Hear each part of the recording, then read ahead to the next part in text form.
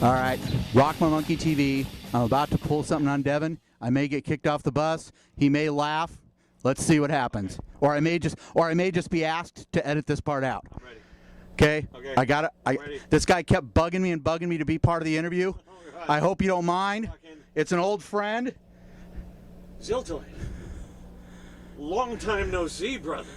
Oh, please. And I. All right. I will let you take over him, and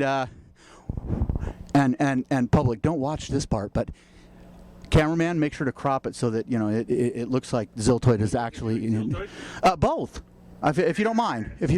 Yeah. Yes. All right. So we now do have both the omniscient Ziltoid. Pronounced omniscient. Omniscient. Sint. Omniscient. I think I got myself into trouble with this. And the eclectic Devin Townsend. I didn't think I was eclectic.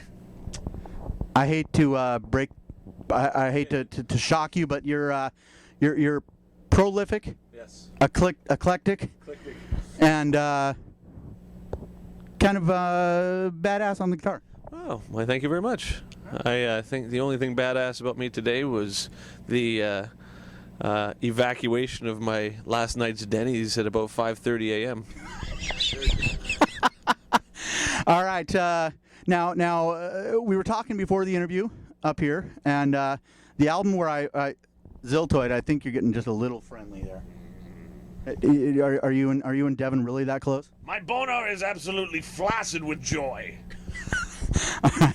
So now I started really getting into your stuff with the Ziltoid album, this guy here, and and then the 4 albums where I believe, correct me if I'm wrong, but you decided to screw everybody. I'm going to be as self-indulgent as possible as an artist, and screw it if people don't like it, and then people thoroughly embraced you even more. Is that? Well, I mean, I think to a certain extent there's that, but it was never like a motivating factor. I've never made music with the intention of saying, okay, well, screw everybody, right? I think for me, I tend to just follow wherever my interests lead me, and then the screw everybody sort of comes when I get to the point where I'm like, well, if I do that, it's going to put it to a point that's going to make certain people who have like an emotional investment in the past stuff uncomfortable. And at that point, if I really decide that it's something I want to do, then I'm like, not necessarily screw it, but I'm like, well, I'm ultimately doing it for myself, right? So. And I have to say, as a fan, the more self-indulgent and selfish you are as an artist, the more amazing your music becomes. So please, and I encourage you as a fan to care less about us when you're writing. Well, so yeah. Well, I mean, it's like I care enough about the audience in that. I'm conscious of the show too, right? Like I want it to be something that's enjoyable, and I know that after touring there's certain things that work and certain things that don't work so much, and I write a lot of music, right? And where it leads me sometimes is more conducive to the audience than others, right? Like the whole Epicloud thing is really poppy stuff, right? But the thing that I wrote right on the heels of Epicloud is just so exclusionary in terms of who's going to be interested in it that I would say to enjoy the Epicloud thing while it lasts, because the next thing is just haunted outer space country music, right? So now I've heard rumors of titles. Do you have a title for that? That one? Well, I mean, it's sort of a satellite of this whole Epicloud period, right? And it was called Casualties of Cool, but the more I say that, the less I like the of cool bit. So I've been calling it Casualties, and I kind of like that. But it's not necessarily like the next project. It's just something that was written in tandem with Epicloud that I think without the Epicloud project on its own is not really complete, because unto itself, I think Epicloud's very emotional, and it's a very I didn't spare any of the epicness. I really wanted to go far into that.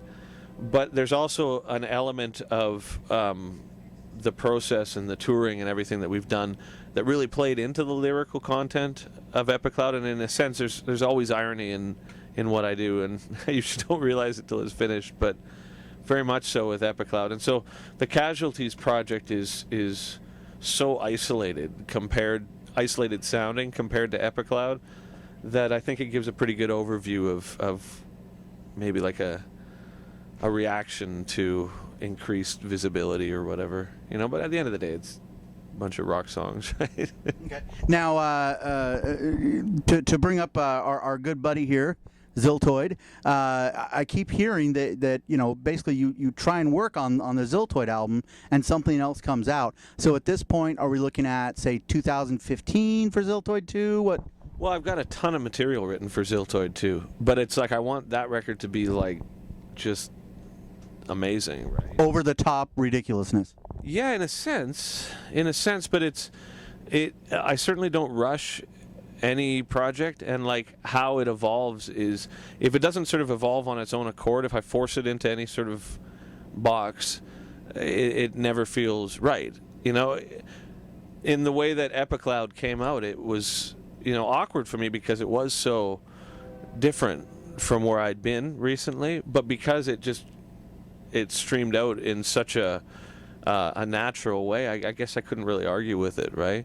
And with Ziltoid, it's the elements of it that are streaming out are so disparate at this point. There's like this incredibly dark, like brutal music that's really fast, and then there's this really sort of typical to the Ziltoid thing, like this real cinematic sort of sci-fi sounding epic space voyage sort of stuff. But it's definitely not as lighthearted, I think, you know. And the Ziltoid project as well, I know I've been building this new puppet that's just insane, and part of it is this ZTV that I want to do, where he's got his internet show where he talks to other musicians and, you know, philosophers and physicists, and just is basically an asshole to everybody. But because he's omniscient, it's like, it's fine, right? Like, he always trumps. You know, I'd love to have like a philosopher come on, and he's like, well, basically, you know, at Planck scale, everything. He's like, nope, turtles. You know? Neil deGrasse Tyson, if you're watching, you know, please come on Ziltoid show. Still on TV. Neil deGrasse Tyson? Yeah, deGrasse High or? No, Neil deGrasse Tyson. He's a physicist. Yeah. So now I got to ask you, with Ziltoid 2, one of my favorite characters. Will Herman be there, and will he still hate musicals? Well, he's what? Okay, when you visualize him, what do you visualize him as? Like describe him. like a cross between the rock creature guy from Neverending Story and maybe the Hulk. That's pretty good. I'm thinking though he's gonna be a little tiny black furry thing. You know, it's just super small. With a voice that sounds like his voice is just like, you know, levels mountains, right? Yeah. You know. But his problem is that he's sensitive as well, and he's aware of the fact that his voice fucks shit up, so he's got to be careful. So he's put himself stuff. He's got a horrible temper too, right? But I think I'm thinking of a couple things, like, you know, after the first thing where he was like, you know, the whole punchline of it being a coffee shop employee or whatever. I think that Ziltoid, because we did that Tuska festival where we had all Ziltoid up there, and it was pretty epic, right? I'm thinking that he's gonna get a total attitude about it, and he's going to start thinking that his shit doesn't stink, and then these aliens are going to come get him, and they're going to take away his fourth dimensional status. They're going to make him two-dimensional. He's going to be stuck in a comic book, and then I want to do a comic book before it comes out that he's trying to get out of the frames, and because he realizes that it's everything in there, you know, he can basically do whatever he wants. So he creates these incredibly hedonistic environments, but always with this knowledge that it's just him, that he's alone, right?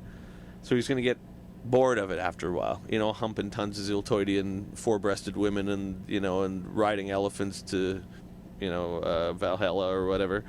And I think he's going to learn to meditate, and then everything's going to become Ziltoid. And I think that'll be the premise of Z², you know, sort of like a Malkovich sort of trip, right, where everything's going to be Ziltoid.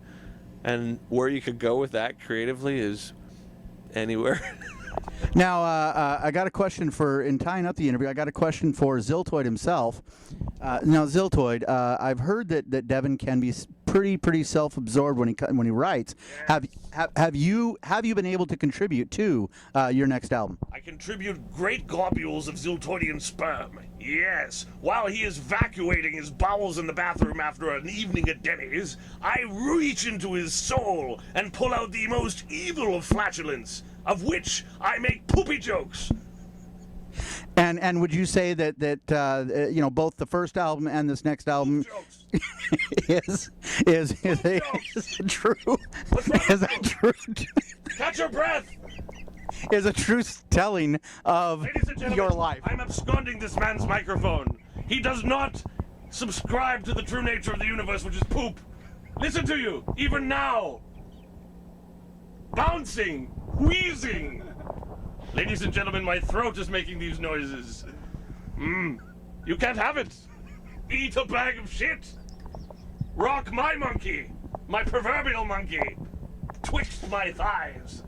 Take it. The two of you, any closing comments to the fans of Ziltoid and Devin Townsend? Ziltoid, you first. You have a very... Don't look at me like that. I'm looking at you like that. Your Oedipus complex runs deep. You want to hump your mother. I certainly do not. And you, Ziltoid, the hand which is currently up your anus was on my penis last night. You win. Any final words to the fans of Devin Townsend? To those of you who I've lost during this interview, good riddance. All right, and thank you very much for the interview, sir, and putting up with the Ziltoid thing, which you seem to embrace a little heartily. And well, you know, that's great. You know, All scatological, apparently. yes. Keep watching RockMyMonkey.com/TV for links on how you can purchase Epicloud, and keep watching RockMyMonkey.com/TV for more interviews. Thank you very much. And remember, if you're in the Western Washington area, always watch Rock My Monkey TV with a cold, refreshing Rock My Monkey in your hand. I'm a little disturbed. I'm going to need therapy now. See you later.